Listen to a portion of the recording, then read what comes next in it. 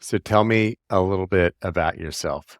It's the most common interview question asked, and it's incredibly important that you answer this question effectively because it typically comes at the beginning of an interview and it sets the tone for the rest of the interview.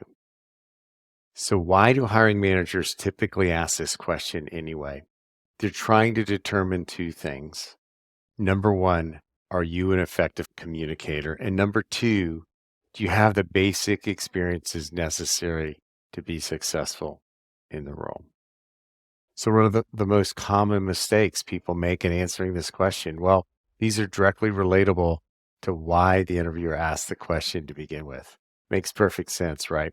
Well, number one, the most common mistake people make is they talk too long, therefore, not demonstrating that they're an effective communicator. And number two, they talk about things that aren't relevant to the role that they're interviewing for, therefore, missing an opportunity to illuminate why you're a good fit for the role and missing an opportunity again to demonstrate that you're an effective communicator. And so now that we've talked about why they ask the question and the most common mistakes, let's talk about how to actually answer the question. The first thing, and this is incredibly important, keep your response to 2.5 minutes or less, right? Therefore, demonstrating you're an effective communicator.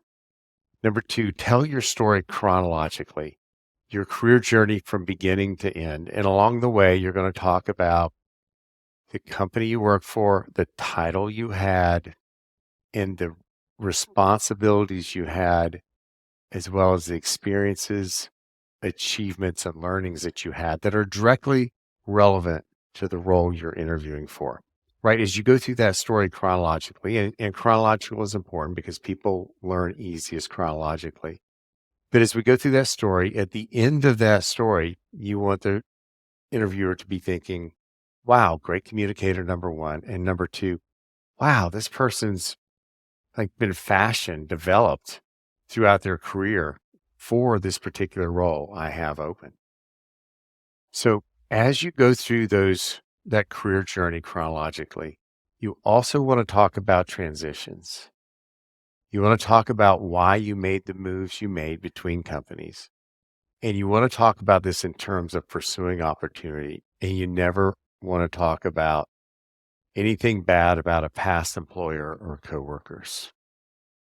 So the last thing is you just want to finish strong, right? You've still told your story chronologically. You've shown that you're an effective communicator.